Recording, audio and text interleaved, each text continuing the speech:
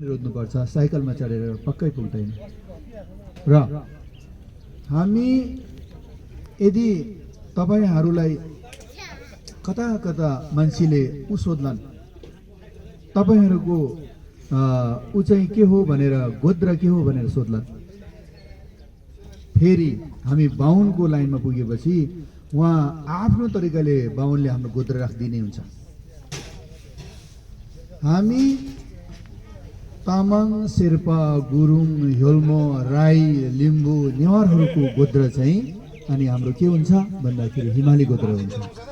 हामी सबैजना माथि हिमालबाट, ल्हासाबाट यता तल झरेको हो।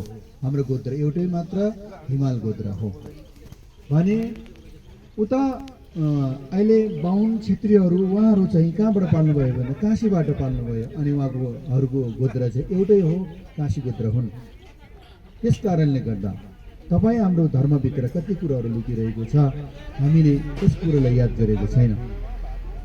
हामी किन अहिले तामाङहरू अहिले पछि पर्यो भन्दाखेरि न त उता धर्म गर्नको निमित्त किन पछि पर्यो भन्दाखेरि न त हिमालकै छेउछाउमा बस्ने हिमालयन धर्ममा हामीले राम्रोसँग बुझ्न सक्यौँ हामी बिचमा भएको कारणले गर्दा, न त काशीकै नजिक पर्यो हिन्दू धर्म राम्रो बुझ्नको निमित्त।